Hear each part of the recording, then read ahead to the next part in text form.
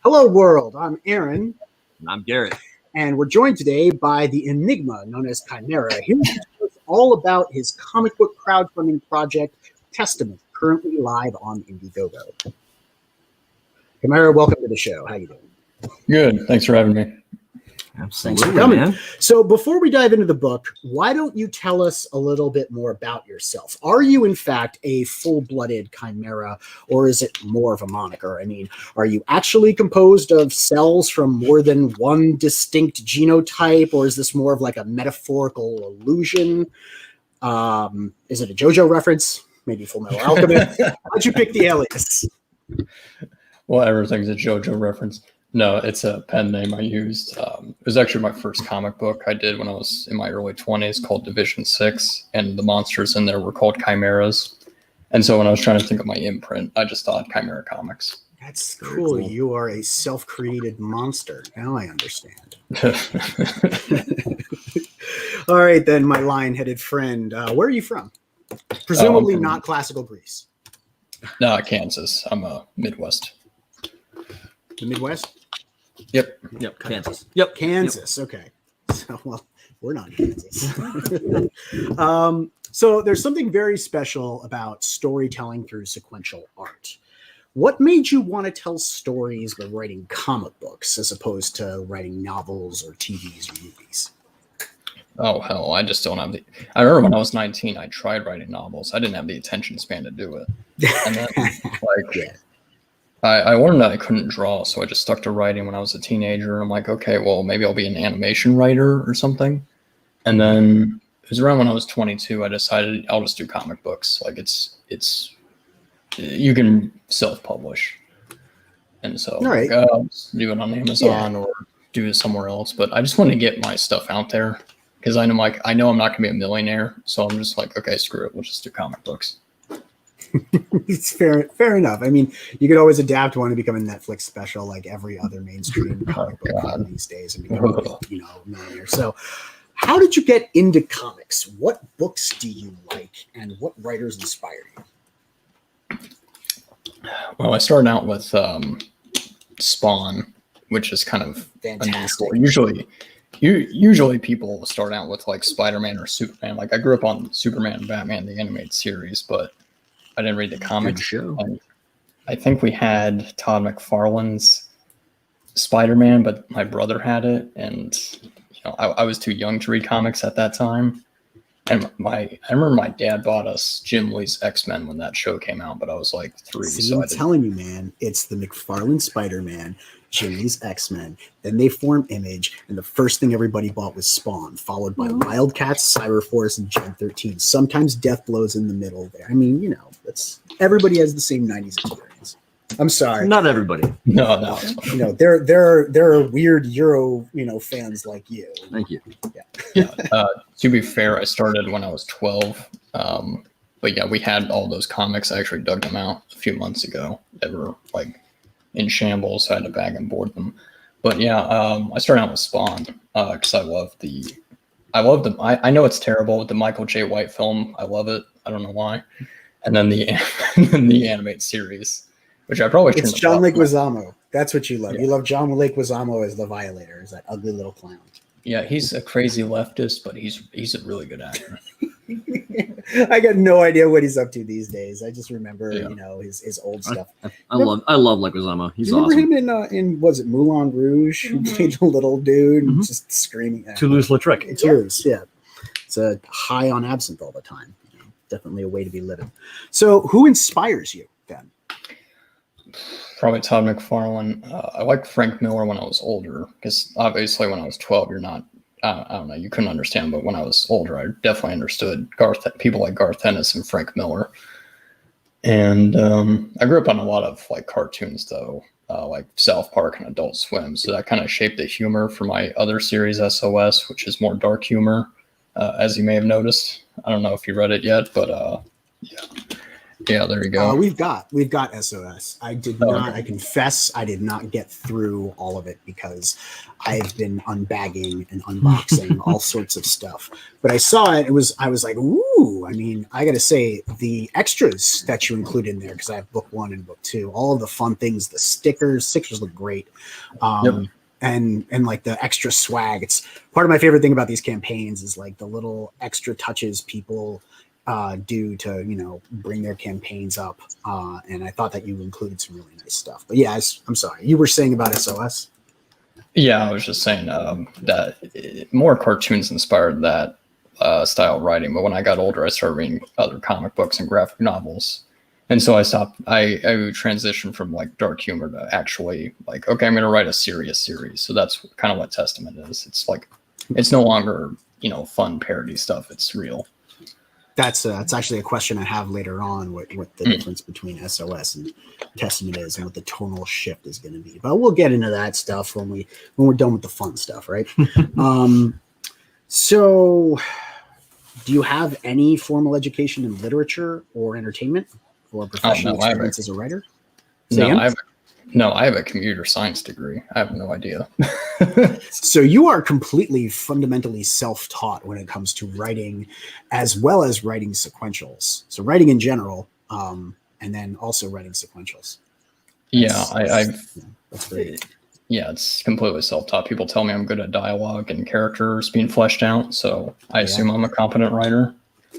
We shall see. I mean, that's the thing. You consume enough of something, it starts to become, you know, part of your diet. You start to gravitate towards other titles that have the same type of I don't know, characteristics, and that becomes part of you. Garrett always talks about the type of art that we consume, you know, through various forms of entertainment and how that influences you as an artist. So I guess I totally get the self-taught thing, man. I'm more power to you. I'm impressed at more and more people stepping out of the woodwork just with the sheer determination to teach themselves the ropes in order to get into the industry. How many people actually know what they want to do when they're out of high school? Right. I think it's ridiculous to think that you should be making a decision about where you're going to go with the rest of your life when you're 17, 18. No, I wanted to be a writer, but my like family's like, no, you have to like get a marketable skill. And I'm like, okay, I have it, but I don't want to do this. Exactly. And then later on, like, you know, you just start finding things that you really jive with, that you really enjoy, and you start absorbing more of it. And then you start making the decision to seek out other things that are like that. And you're forced to kind of like break down what it is exactly that you're looking for. And that's just the process of learning and seeking out new stuff. So, you know, I'd never think that having a formal education should be anything that limits anybody or stops anybody from going through this process. Yeah. Plus, when you're like 10 and me, when you consume TV, I just kind of made up my mind. I want to work in animation or some kind of creative capacity. Mm-hmm. So I made up my mind pretty early when I was a kid. So you couldn't really tell me what to do. like no, you have to be a lawyer or a doctor. You have to have a real job. I'm like, yeah, but I don't want to.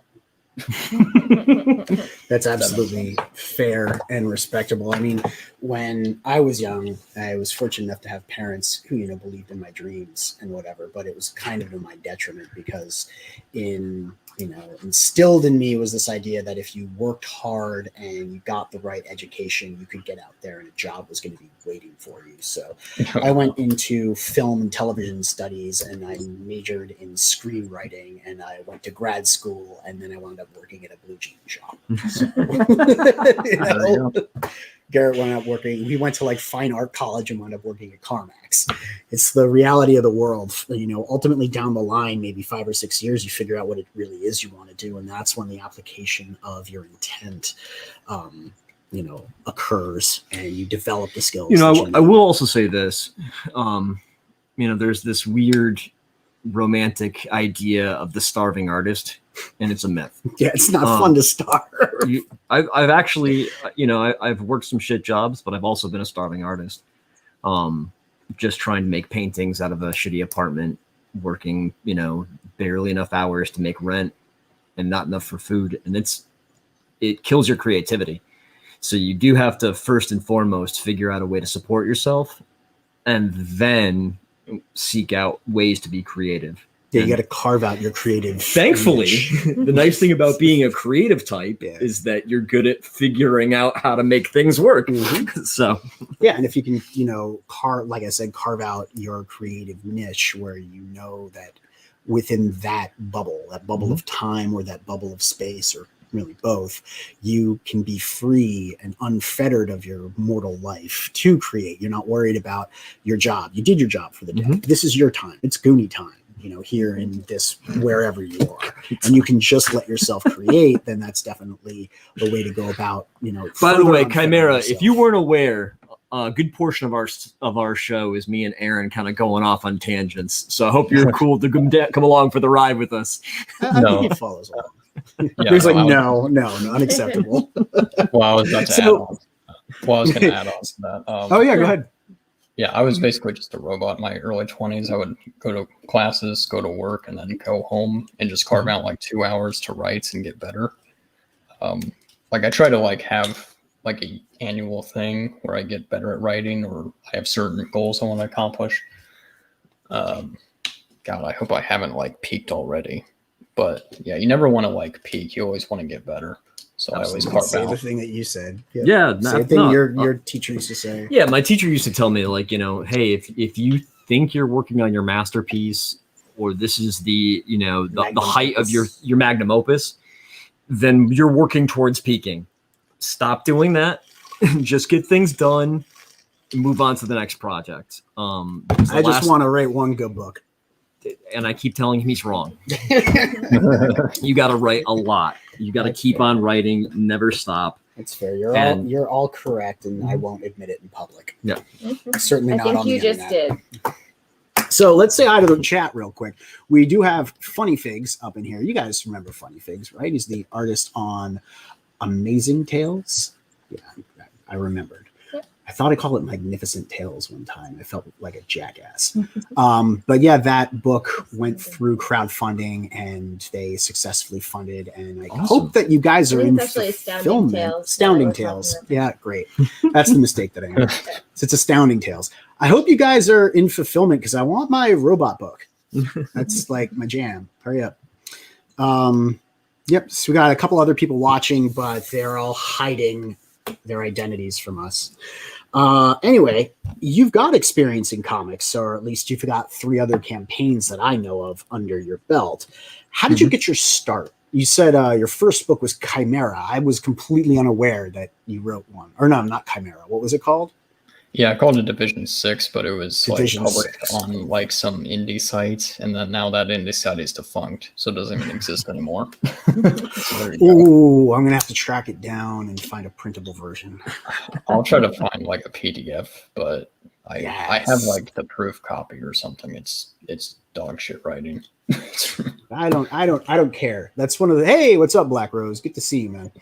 In case y'all didn't know, B Rose is also working on a comic book. It's called Sarah Bum, and it's currently in pre-launch on Indiegogo. And if Frequency Girl can find the link, we'll drop the link to Sarah Bum in the chat. That'd be great. Work on it. No Frog G.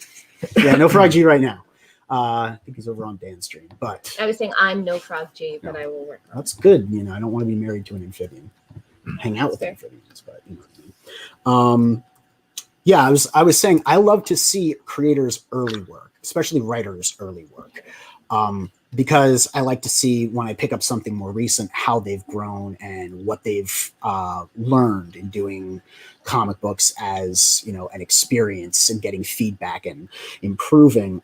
Since you're self-taught on sequentials, sequentials are not easy to do. A lot of people think it's oh, look, here's a panel and then another panel. And no, it doesn't work that way.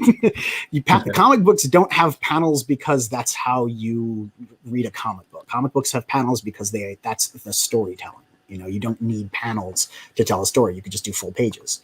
It's part of the craft. So learning the sequentials and learning early on when the writing is, like you said, dog shit, it reflects in the structure, in the layout of the book. So I always love looking at people's stuff as they've grown. Hell, we just posted something on, was it Instagram or Twitter or whatever?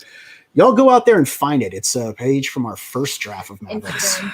And it's dog shit. And Yeah. in part, it's due to my writing. In part, I didn't say it's all my fault. Come on, man. In part, it's due to my writing. I did not consider when I was laying out the panel or the page, the precise use for the panels that I was putting there. I was thinking, oh, this guy needs a line, so I need a picture of his face saying the line. And so that has to be its own thing because I'm thinking shot for shot the way that a screenwriter, which is, how I was educated, is thinking. So I actually really would love to see your early dog shit work. That's what I'm driving at. It'd be useful to me. So when did you start your journey as a comic book creator? Yeah, 2016 I decided. So I switched from writing in screenplay format to comic book format. Right. I'd been reading comics by that point. It just never occurred to me. One of the ways to do it is to get a piece that you, or a book that you like. What was the moment that kind of inspired you to seek out comics then? Yeah, I quit my job at the IT department at my college, and I'm like, yeah, fuck this. I'm not doing this for the rest of my life. Like, I'll work a job, but I'll just treat it like a job. Right. I clearly remember it was exactly 5 years ago. It was in April. Was there anything that like, of all the things you could get, I mean, you could quit your job and you could do anything, but what was it that actually pushed you to comics? Yeah, I was like nearly done with my computer science degree, and I'm like, I don't want to do this for the rest of my life. So I just I'm going to do this. So I'm going to just. But you could have moved to Bali and become a fisherman. Yeah, that's what he's saying. He's like, what was it about comics? Yeah, it was probably the easiest medium to break into, because making movies would cost too much. Video games, millions of dollars. Comic book seems to be the easiest medium to break into, and I always did like reading comics when I was a kid. Yeah, that's fair. So it really was because you wanted to create stories. You're a storyteller, and you wanted to tell stories, and computer science wasn't going to do that for you. So why bother? Yeah, I respect that a lot. Have you done any other kind of storytelling? I mean, one thing that I always talk about is a lot of times, people in comics or in any kind of storytelling like that are usually nerds otherwise. You're a nerd. I am. I love playing Warhammer. We were actually talking about that a little bit before the stream. I also love D&D. I've been a dungeon master before. I've been a player a bunch. I think that kind of is a weird way to scratch the storytelling itch before you start doing anything amateur or professionally. Garrett wants to know if you're a nerd. Did you ever do any kind of storytelling like that? Oh yeah, all of SOS was in screenplay format, and then I started. It actually wasn't the first thing I wanted to do as a comic book. There were other ideas, but around 2018, I started converting the scripts into comic book format, and I cut a lot out. There's a lot of I just condensed it to just the series itself. I cut out a lot of filler. Let's just say that. So you said converting it to comic book format from screenplay. How did you do that? And how did you teach yourself to do that? Because I guess the thing that I did to learn sequentials, because there really isn't a specific format for comic books other than understanding panels, is to look at how other people wrote scripts and then get the comic books that correspond to those scripts and see how they showed what happened in, what they wanted to have happen in the book be drawn. What did you do to turn it from a screenplay into a comic book? Yeah, I used I think Dark Horse Comics had some examples of comic book writing format, so I just used that to start out with.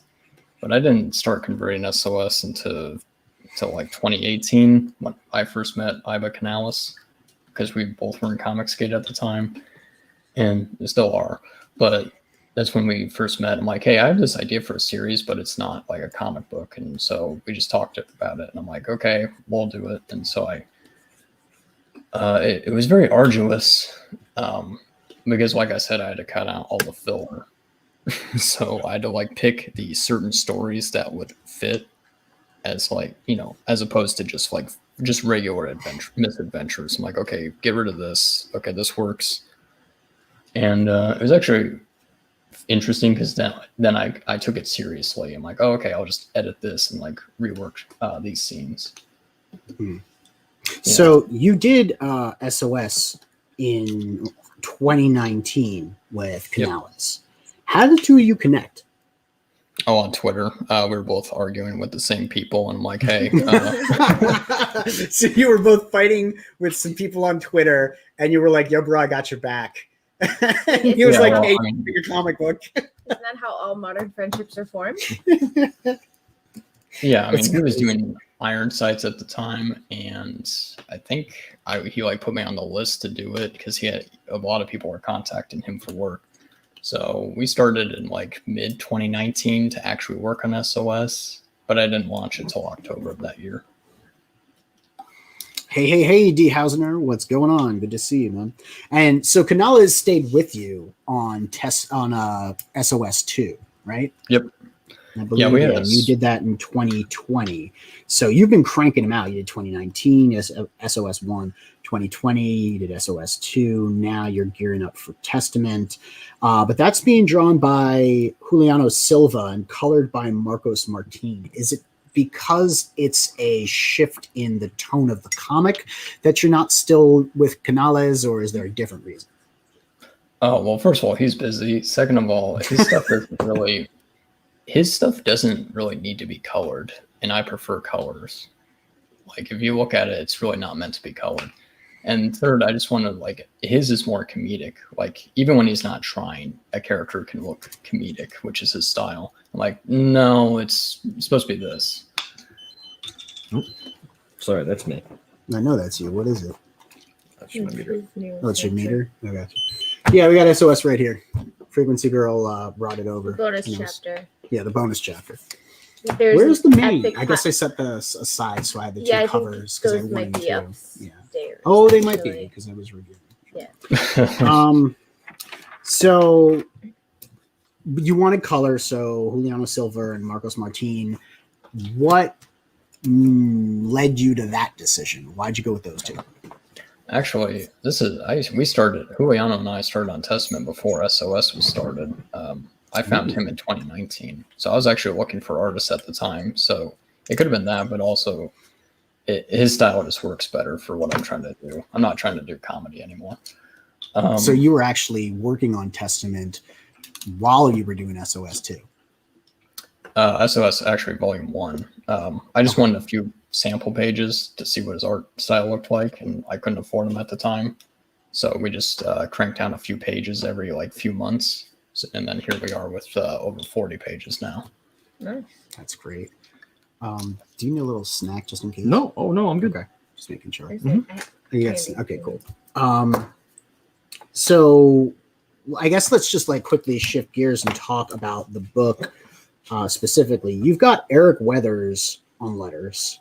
Yep. You've got Joe Ball doing one cover and Rob Willis doing the other. And you've got some Acevedo art that's gone, and I didn't see it, and I'm kicking myself because I didn't see it. Has anyone told you have exceptional taste? No, they haven't, but I do. Thank you. All right, well, you have an exceptional taste. You got Joe Ball. He's humble, too. You got Rob Willis, and you got Preston Acevedo, all contributing art to the campaign. I think that's very smart. You got Weathers doing the letters. It's almost like, he's making all of the right choices. Why'd you pick those guys? Oh, hell, I love Joe Ball's art. And everybody wants a Rob Willis. Yeah, everyone wants a Rob Willis cover. But, man, I had to wait. I think he had me on the list. Like, he put me on the list in, like, September of last year for the Rob Willis cover. Joe Ball actually did this fairly quickly. Yeah, it's gorgeous. Yeah, The Willis cover is the one of him in front of the cathedral, right? Yeah, he's so good with large central figures and detailed backgrounds. That's just kind of like his jam from what I've seen with his colors. He does really well detailed central figures and really nice backgrounds. Yeah, and Adam Brown colored that. He's done some work for 2000 AD Comics. Yeah, it's like night and day because it's all dark and gritty, and then the Joe Ball one is shiny. And what about Preston's work, right? The Acevedo work.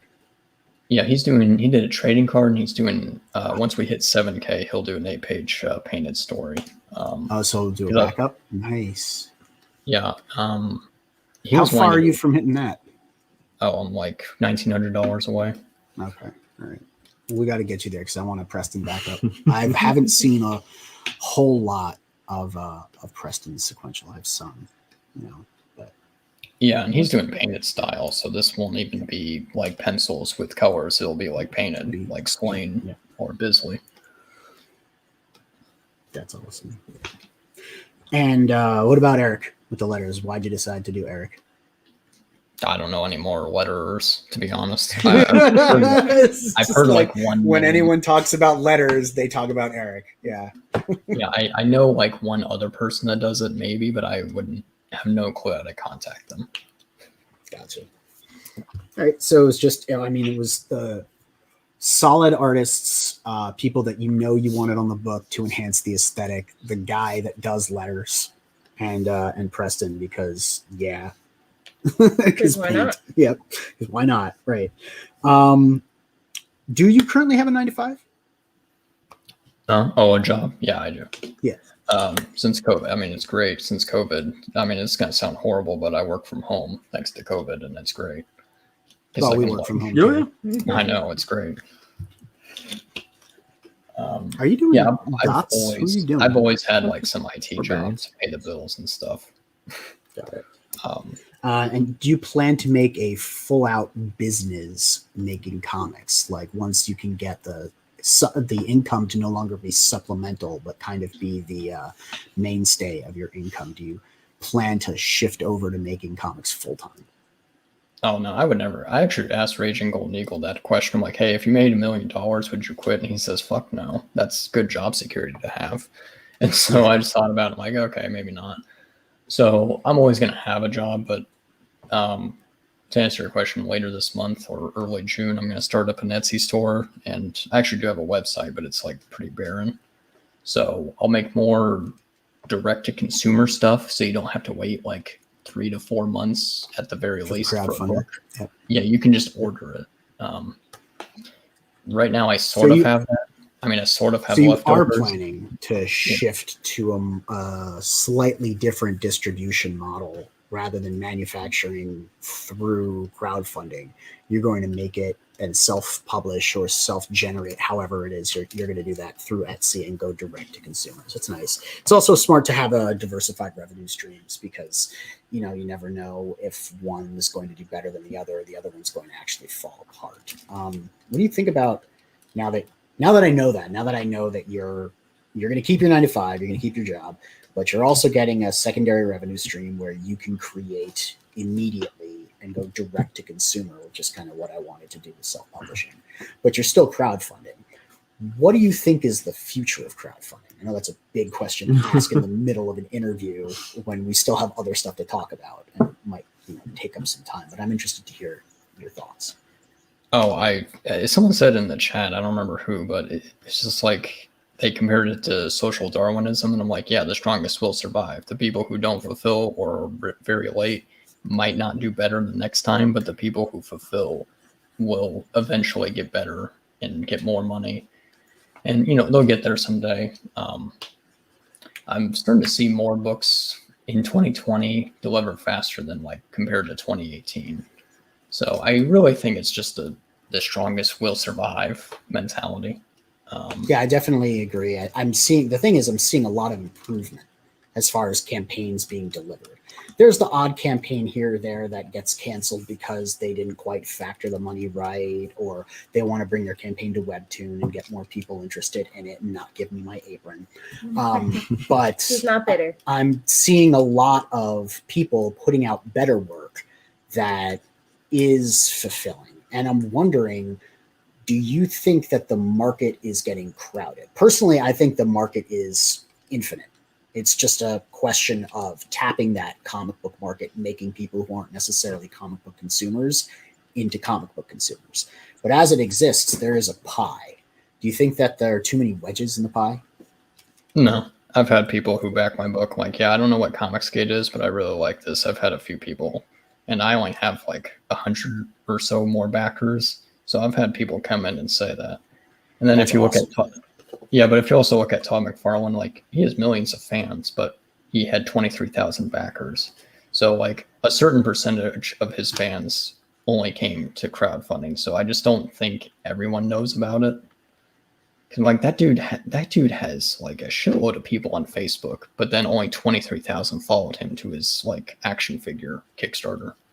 That's the dearth of social media, though. I mean, it's like you can really only ever count on converting 1% of your following into income-generating customers. I mean, like you can take a look. Hey, I have 50,000 followers. Yeah, well, you maybe get 500 of them to buy your whatever it is you're selling.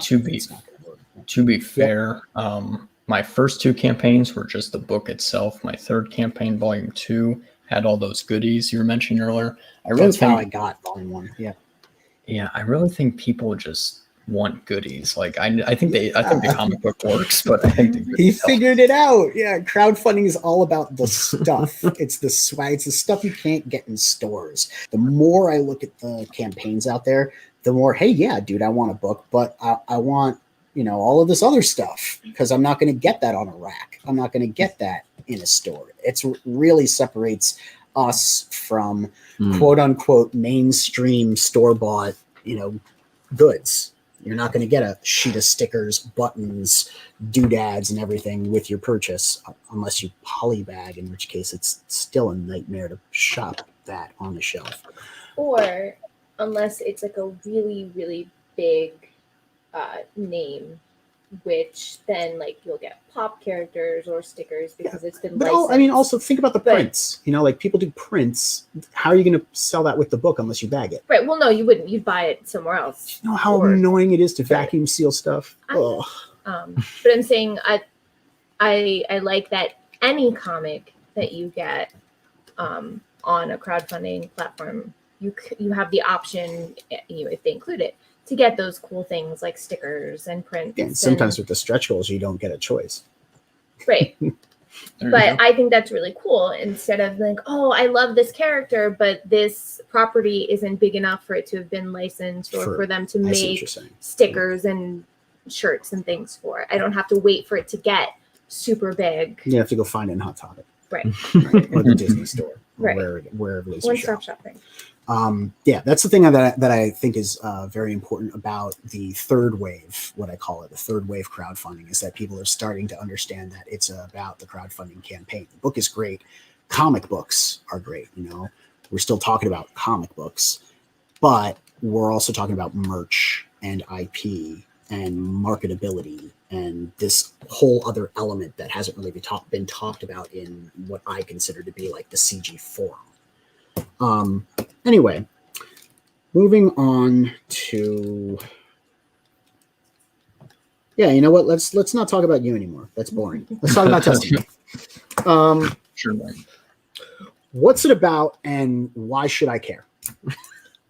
Yeah, so Testament's a science fantasy series that takes place on another planet called Vaughn, and it follows your character right there, Carl von Magnuson. And he's basically a sellsword, which is a fantasy term for mercenaries.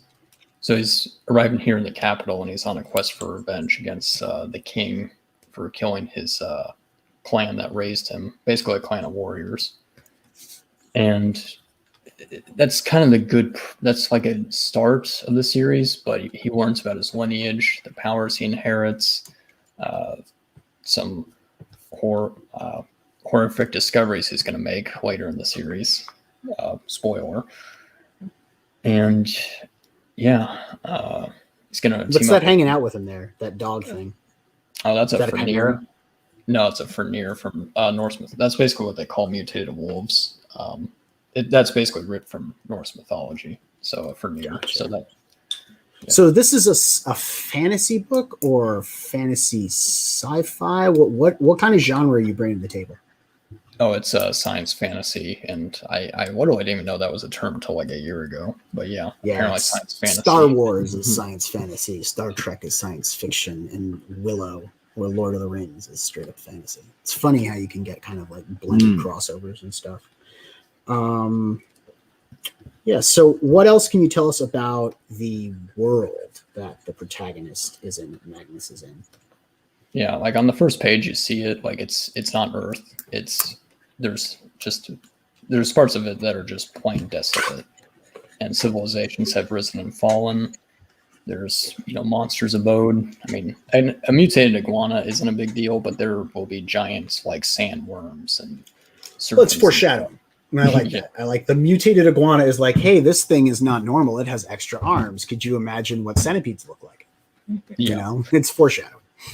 Yeah, and Did I hear you say talking about sandworms? Yeah, there you go. So you're watching a lot of Doom, or reading a lot of Doom, rather? To be fair, they're worms with a Y, so they'll look more like dragons. Oh, okay, all right. I'm a fan of dragons. I like dragons a lot. Yeah, I didn't want to do the whole fire-breathing dragon because Game of Thrones kind of ruined that, so I'll just go with like different mythology. So it'd be like basically an arm, basically a dragon lacking limbs. So that's what they used to call worms, I believe. Hey there, Warren. Hey, Warren. Thanks for showing up and hanging out. D thinks it looks awesome. I definitely dig the motorcycle. I like that whole motif. We are in a civilized world where it's not diesel punk or steampunk. It's straight up like a futuristic world, but he's still carrying on a shield, a sword, and a shotgun. Like there's something cool about that motif. And he's dealing with bandits there, I think. Guys chasing him on the bike. What's the next panel look like? Oh yeah, big old explosion. Nice. Yeah. I like how the gun comes. D is right. It looks awesome. No, awesome. Warren thinks he backed already, but maybe he didn't. And if he didn't, he's going to do it again because the frequency finesse is real. Heck yeah. Nice explosion. I like it. I like his gun too. The perspective, the dynamic perspective on that gun, that sick, sharp angle is really nice. Right there. Juliano's pretty good with panel layouts and everything. Yeah. It's good color too. I like that central blue flare off the gun's muzzle, creating the explosion. Yeah, I didn't want to go with bullets because gunpowder wouldn't exist on this planet. So those plasma crystals you saw earlier, that's basically used for fuel, energy, or weaponry. That's cool. But you can't email that to home base, right? You can't find the alternative energy source and send it in an email so that you can power your kaiju monster slaying robot with it. You don't do that? Okay, good. I'll buy the book then. I was going to say, I think you seeded that really well because even without any dialogue or any kind of information other than just visual, when I saw that blue, I immediately thought of the crystals that he was just harvesting. Right there. And I kind of made not a full connection, but enough to be like, oh, there's a relationship there, even without any other information. Well, that's the thing Garrett talks about all the time too. He says if you can read a comic book and it doesn't have words, it's a successful comic book. Yep. All you need is the sequential art to be able to understand actually exactly what's going on within the context. And the words on top of that provide an additional layer of storytelling. Yeah, and I think good art that forces you to read the words, demands that you read the words, is really where you want to be. If you can just pick up a scene and understand it, and you find yourself just seamlessly reading because of that, that's where it needs to be. It picks up the words in the frame, and they enhance the panel layout, the dynamic composition. But it's not necessary. If the words didn't exist, maybe a layer of excitement to the book would be lost, but you could still follow the story. I think you're absolutely right. And you're definitely achieving that here. So I'm starting to care more. What's the next page look like? Oh, that's cool. Is that a spike strip there? Yeah. They ambushed him. No, our boy's getting ambushed. Oh, and now his bike is ruined. These bastards. His mom gave that to him. You're not far off. His mom did give something to him. The necklace. It was the sword.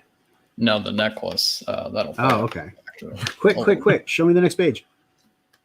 He's got a thermal detonator. No, he's missing fingers. Yeah, he is missing fingers. That poor dude is having a bad day. Well, He's like, I've got a death ball. What are you going to do about it? And Magnus is like, I'm going to cut your hands off. He fucked around and found out. Yeah, this is fun. I like this. Survival. Yeah, I like this a lot. Yeah, I like. Yeah, survival of the fittest. Is that a little goblin guy? Yeah, that's what I wanted to do. Okay, I need to add more fantasy elements, and so I just put the non-humans or slaves. Yeah. Okay, Warren, your job is now to go refund it so that when we look at the campaign later, it's at a certain monetary total. And then while we're scrolling through the campaign, you can reback it and it'll make it look like we gave him it. Okay? That's the goal now.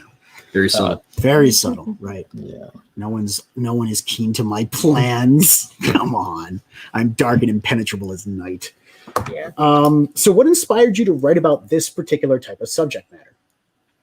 Yeah, it was around 2017, so I was done with SOS, and I'm like, okay, I want to write something serious. And I had some notes set aside for SOS when they were in the post-apocalypse and fighting some Norse aliens. I'm like, you know what, that actually sounds better. And so I'm like, okay, how do we make that into a series? And it was going to follow Carl's ancestor, Stefan, but I'm like, I don't want to do a straight-up Conan thing. And so I wanted to do more of a coming of age. And so there's a book I read in middle school called Crispin, Cross of Lead. It was basically an orphan on the run from, this king or some lord that wanted to kill him. And so I took that as inspiration. I'm like, okay, but now we're going to add swords, guns, motorcycles, and Mad Max stuff and Vampire Hunter D and actually make it cool. And your backgrounds there are great. Look at that background, Garrett. Stop doing what you're doing and look at the screen. Although what you're doing is really worth looking at. But look at that. Look at that train. Look at the city in the background. There's a lot of line work, detail, and color that went into that, and it's all ancillary detail. It's all setting in context. It's not the primary principal action. We just watched the art in the sequences earlier. Mm-hmm. That top panel, that establishing shot I think it's really well done. I think it's really nice. Yeah, when you're doing the campaign, just put your best stuff forward. So I just took random pages. Some of it is sequential, but others you might just want to take a cool ass page and show off the best stuff first. Nothing wrong with that. Nothing wrong with that at all. Yeah, I actually added these the other day. That would be the king, and so he's threatening one of his generals with some mutants he has. I'm sorry, did you say he's threatening the general with some mutants? Yeah, if you go to the next page, it'll show. There you go. He's like, fuck around, I'm going to throw you in the hole. Yeah, basically. For real. Yeah, for real. Oh my goodness, I love it. It's like Zorg from Element. Yeah. Or Jabba the Hutt. Yeah. He pats him on the back don't fail me again, okay? Right. Or I'll pat you harder next time. This is cool. I'm digging the atmosphere of the world. Is there a trailer you want us to take a look at by any chance? Yeah. I actually just uploaded the 30-second trailer, so a more condensed version today. Okay. Do you want us to go and find that, or do you want us to let you share your screen so you can play it? No, I'll share it. Because I have the old one. No, I'll share it. Okay, cool. And we're going to Chimera's screen.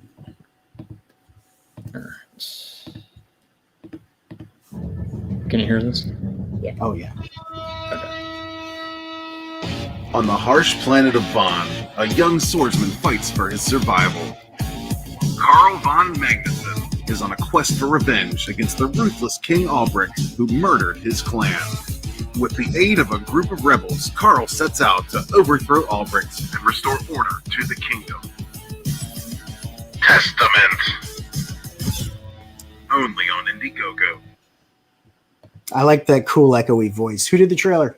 Oh, that was Red Gaze. He's really good. Of course it is. You got Weathers on the letters. You got Willis and Joe Ball on the alternate covers. You got Preston art on there. Why not get Red Gaze to do the trailer? I see how you roll. Ooh, a Sim sketch card. Yes, friends. Thanks, Warren. Sim is doing the sketch cards. Are you going to add some more sketch cards to the campaign as you go along to keep yourself, like floating and relevant and up on the algorithm? Yeah, I got another Joe Ball I'm going to add, and then when I get my funds, I'll add a few more sketch cards. So probably 2 weeks. So from other artists as well, are you going to branch out? Or are you going to stick to your core group? No, I'll get Preston to do a card. Passion for everyone loves passion for drawing. Yeah, all right. We should just do the same campaign. All right. So yeah, let's look briefly at the campaign then. Oh, Frequency Girl, I'm waiting on you. Waiting on you, Frequency Girl. I had it shared and then I stopped. Sorry, very good. There we go. I added you. Okay. So we're at 5134. You're crushing it. 96 backers. You got about a week, a little bit more than a week left. Your goal was 4K. Why a 4K goal? Yeah, I already spent money to start the book, so I just need 4K to finish everything. And yeah, we surpassed that, so I can now afford to do other stuff. Right. So the Ash Can and both covers is the featured tier for $50. That's a pretty good deal. How many pages is this? 52 for now, and then 12 pages so it's for the Ash Can. 52 pages. Now it is the same book, so it's still 52 pages. But when you look at it, it's really 104 printed pages because we're talking about the material element here.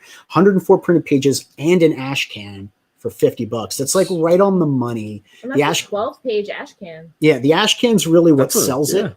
He's at the 50 cents a page mark where you're kind of like billing your cost for the tier at half, financially at half the page count. But the Ash Can is a 12-page story and it's sequential, right? It's not just like a print or something else. I think that's really what sells the tier. So it's definitely worth looking at. Then he's got just the Willis cover for $20. I think that's about right because it is 52 pages and he's a little underselling it, which means, yeah, of course you can get the Rob Willis tier, but why stop there? That's the idea. You get the Joe Ball tier. You could get the Joe Ball tier. You should probably just do that. And oh, by the way, for $10 more, you can get yourself an Ash Can. You can get them all. Yeah, and you don't have to pay separate shipping. You've got the leftovers of SOS Volume 2. How many did you have off that campaign? I'm pretty certain at this point. Do you have any left of SOS Volume 1? Oh, I think I made a limited tier. I have like 5 copies left. Yeah, so hold those for conventions. Yeah. Don't give those to anybody. But you can get more SOS Volume 2.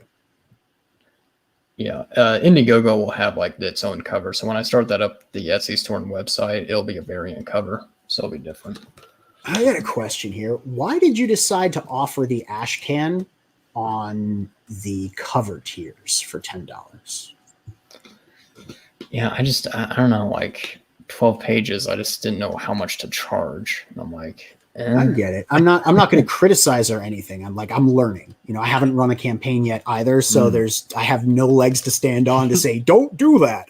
But you did the base tiers for $20, and both tiers combined are $40. The feature tier is $50. So it seems like your Ash Can is really kind of valued around that $10 mark. But my question is, you have both of the covers listed at $20. And then you have both of the covers like individually with the Ash Can for $10 more. Why did you let them have the Ash Cans? I guess my point.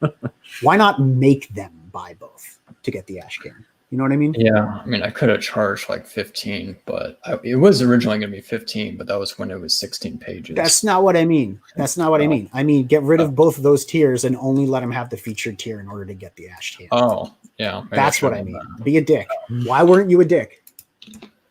Yeah, I don't know. I guess I got to learn.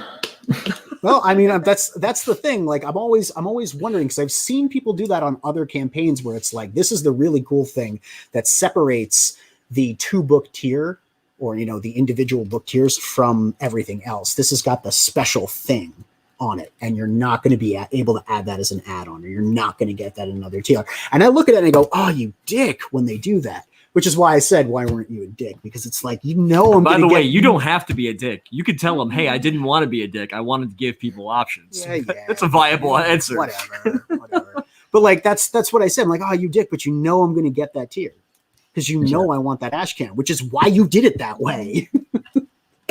You anticipated the market.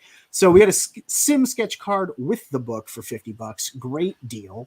Because you can usually get these, you know, sketch cards around 20-25 if you're having them made, and then you're throwing the book in. So it's right on the money there. He's not upcharging you or anything. It's in fact, he might be taking a loss on a $50, you know, depending upon how much he got it for. And then you got this original Rob Willis cover. Why hasn't anyone picked this up yet? Yeah, I don't know. He wanted me to charge $1,500, and I looked at other campaigns where they had a Rob Willis cover and they charged $1,000, so I just went by that. I think you're smart. I would not have looked at it if it was $1,500. It's overcosted. Yeah. I assume when the campaign's about to close, someone will grab it. I think people are just waiting, to be honest. Just waiting, you say? How much time is left on the campaign? 9 days. 9 days? The fools. But how's been the run of the campaign been going? It's been like kind of tiring and like. No, I mean, it's been pretty fun. Like this is only the first month, so I've made almost more money than like SOS Volume 2, which took over 2 months to get to 4,500. So I made more money in just 2 weeks compared to 2 months on my last campaign. Congratulations. Yeah. So this Preston original pencils, is this a sketch card or is this a page? Oh no, it's actual original art for trading cards. Okay. So it's like 11 by 17, I think. So it's the trading card art. Did you what happened to this art? Did you offer the trading card to those that like signed up? Am I getting a trading card is what I'm asking. Oh yeah, once we hit 6K, everyone will get the painted trading card. Oh, once you hit 6K? You're at 57 right now? I want 50. a trading card. Yeah. You're at 50? 51? 100? Yeah, something like that. All right. Warren says he is number 67 and number 106. Yes. And we got Dean up in the chat hopping in for 104. So at least, you know, we're helping out a little bit. Thank you so much for dropping in, Dean, by the way. It's great to see you. And Warren, you're the man back in everything, you know, really showing the love to the creators. I really appreciate you doing that. What else do we have? So the Preston original sketch art is going to become a trading card as a stretch goal for everyone if you hit 6K. That was a Doodle Bag sketch card above that. I love Doodle Bags. He's great. All gone. Yeah, all gone. Doodle Bags, does Doodle Bags do color? I can't remember. I think it just does black and white. Just black and white. Who are we talking about getting to color Doodle Bags? I don't remember now. And then you've got original art for the Joe Ball cover, which we saw, and the original art for the Preston painted art. And is that's the painted art that's becoming the trading card? Yeah, so that's basically what the trading card will look like. Most of the stuff actually sold on the first day. So yeah, of course it did, because people saw this stuff and they were like, oh yeah, I totally want that. Yeah, Preston's like, yeah, bro, you should have charged more money for this. And I'm like, oh, okay. I honestly think the original painted art should have been charged. You should have probably charged over $500 for that page. Honestly, no offense to Rob Willis, but you know, flipping the prices here might have gone better in your favor, because the Preston art is also colored and impressive and like that. Oh yeah, no, charging upwards of close to $1,000 for the Preston piece, $800 for the Joe Ball piece. I would have figured it that way. Oh yeah, no. Yeah. He's like, you should charge more. And I'm like, yeah, this is the first time I've sold original art campaign, so I'll do that next time. But it's exciting, right? I mean, like, is this the first time that you've gotten other people to provide you with original art for your campaign, plus sketch cards, plus variant covers? I know on SOS2 you had a variant cover, right? Volume 1, we had a variant cover. Well, Volume 1, you had a variant cover. Yeah. Volume 2, we had some head sketches, but that was by Canales as well. So right. Yeah. I don't know, because I didn't back Volume 1, I don't think, but I know I backed number 2. And I got these bonus chapters here also. All right, so the campaign looks really good. What's the most exciting thing about making comics? I mean, the writing part takes fucking forever. I know, right? Oh my god, it does. I really finished does. up the first half of book 3. I think my screen just froze. I don't know whether it's my screen or we can hear you loud and clear. And can you still hear me? You're fine. Yeah, you're fine. Okay. You can hear us, or you can't hear us? Yeah. Okay. Everything just froze for a little bit. Yeah, it's just a little hiccup. Yeah, my shitty internet probably. Yeah, to answer your question. Well, you're IT. You can fix that. No, you can't fix shitty internet.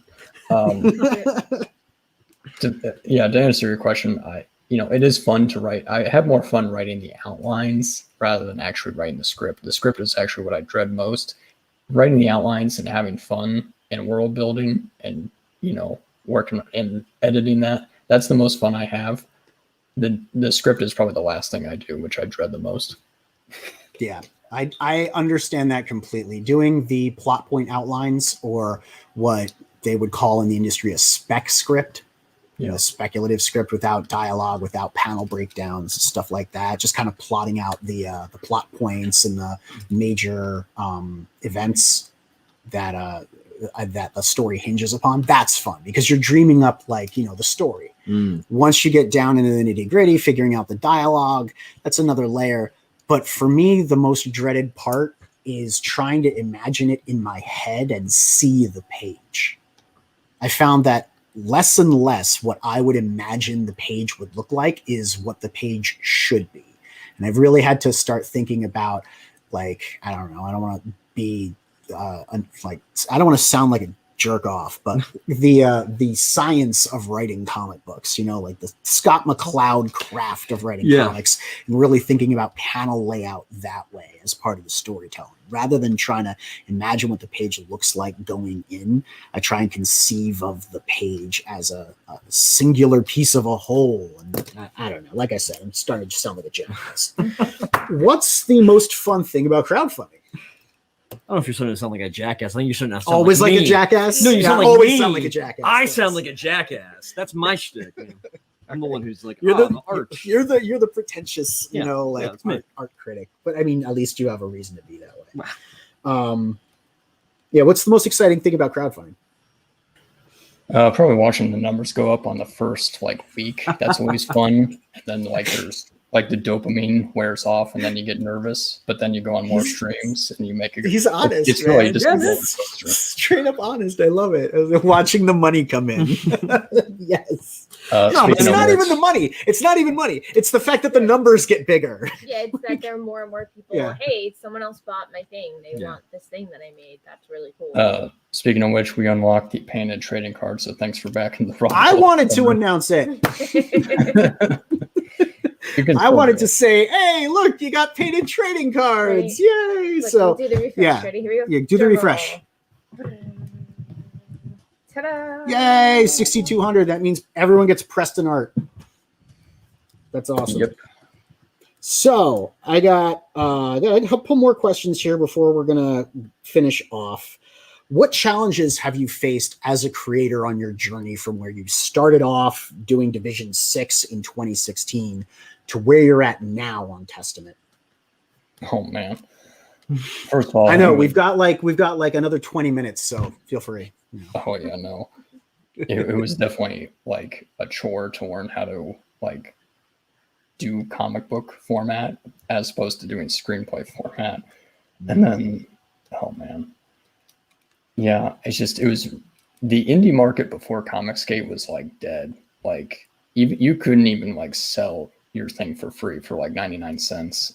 People like to go to Indie Planet to sell their thing for $3 or $4. People don't really care. Crowdfunding kind of is the future to an extent because people just seeing creators rise. And so yeah, the indie market before Comicsgate was pretty dead. I'm going to be honest. It is true. Yeah. That in my experience, at least as far as being aware of indies, I became far more aware of indies as a result of CG. And the funny thing is, it was all of the negative press surrounding CG and everyone getting mad about it that you found out that there were indie comics for sale through CG. So it was like this weird, wow, these guys are Nazis, but look, comic books that I never knew about. Anyway, stretch goals. The painted trading card is unlocked, but there are no patches on this campaign. Shay keeps going on about patches. Are you trying to piss Shay off? Why didn't you do patches? Yeah, I think we can do patches for the logo because the logo's really good. It's all silver and bold and everything. I hear she knows a guy. If you get to 10 maybe or something like that, you might want to make some calls and see if you can figure out. Yeah. Warren says, I had no idea where indie comics came from before the Cyberfrog team had their campaign. Oh, the team up campaign. He's probably talking about the third variant cover. The Vampirella one? No. It was the third one in 2019. Salamandroid and Cyberfrog were bumping fists. Actually, that's what made me buy that. I didn't buy Cyberfrog before then until I saw that cover. In retrospect, I should have gotten the Chromium covers, but I don't know. Anyway, what do you think about Chromium and hollow foil and metal and all of that? Do you think it's a fad, or do you think it's worth investing in? Oh, I think Phoenix Animation does great metal bookmarks and trading cards. I didn't even know Chromium was even coming back till Ethan made that happen. I'm like, oh, okay, that's real again. I didn't know that. Yeah, a lot of the publishers or printers rather, a lot of the printers out there are offering more and more dynamic cover options. I mean, this campaign, Jamie Tyndall's Kitty whatever campaign, Miss Meow, it existed off of its covers. I still haven't read the book. You know what I mean? Like, I got no idea what's inside that book, but I have 9 covers. So some of them are chromium, some of them are metal, some of them are hollow foil. And so it really is like a collector's market when it comes to that kind of stuff. Is that something you'd be interested in doing more, or is that a little bit too much in the commercialized, market for you? Oh, I have no problem with it. In fact, I had a week 1 trading card, so I'll probably make that metal to make it more exclusive and cool. So probably, yeah. Warren said, I missed out on the first one, but got a copy from eBay. And it made him so happy after he quit collecting comics to see the indie scene flourishing. So, I only got one or two more questions here. As a published creator, do you have any advice for fledgling creators trying to break into the market? Well, to break in, you really don't need to go through companies. You can just self-publish, but I would probably start with your best stuff first, because you guys had on Havoc last time, and he was saying that he wanted this whole big saga, but he's starting out with a one-shot. I would suggest that something that's more condensed. It doesn't have to be this like 8-book series you can just start out with like a one-shot or part 1 of a 2-part story. Just from a writer standpoint, and then obviously have the reason Testament is doing better than SOS is because Testament has colors, in my opinion. People are more likely to back a book if it has colors. So don't start with black and white. Do colors. You can do black and white afterwards, but do colors first. No, I absolutely agree. And do more colors where it's at. That's why I've been trying to tell B Rose that Cerebrum deserves color, and that he should go slow until he can offer it, because that line art is gorgeous. And I really think, even with a gradient, Garrett, like you were saying, even with a gradient to separate it so it doesn't look like just line art, that actually has like volume and dynamic, I still want full color. 4K, make my eyes bleed color. I love it. I love colorful things. Okay, so when are we going to get a rematch on Pokemon Showdown? And will you challenge for the Kami badge again? Are we still in is that DM room still active? I haven't seen anybody post. I don't think so. I think it just kind of ended. But if you do plan to challenge for the commie badge and you need to polish your skills a bit, you're my odds-on favorite to walk away with the win. Would you let me join you on your journey to become the very best, the best there ever was? Sure. I gotta rework my team though. I thought that's what I mean. Like we can sit down and like conspire on how to crush Commie Mark again. Didn't he lose to somebody? Was it you or someone else? That was me. Oh yeah, he was doing a lot of shit talking. I'm like, okay, you're gonna lose. he was. I just humbly, kept quiet and obliterated that Tyranitar, and he should have been afraid, but that's okay. He should have done his damage calcs. That's all I'm saying. Anyway, I was actually replaying Leaf Green because I have the old games, and I had a really weak Heracross at level 46, and he took down a level 72 Tyranitar with just Brick Break. Yeah, well, I mean, that's the problem when you're 4 times weak to fighting type and it's a stab move. All right, I'm really nerding out. We got to end this before it goes too far. Is there anything else you want to tell people in TV land? Yeah, you can find me at Chimera the Huts on Twitter, and I have all my links there. I'll be doing YouTube again. I just got to figure out some stuff. Yeah, you have a channel. Yeah, I came across your channel and I was like, there's not a whole lot here, but I'd love to see more. Your Twitter and YouTube links are in the description. Yeah, we already got some of your social media links there. You should, you should do YouTube. I think it'd be fun. Just don't stream opposite me. No, I think Sundays are good. Because no one's ever Sundays are good. Yeah, no one's ever streaming on Just Sunday. Don't stream Sunday nights. No. I'm kidding. It's fun. I just want you to come watch us play role-playing games Sunday evenings, but we're doing it every other week. So, all right. I guess that's going to be it for us tonight. Thank you, everybody, for dropping in.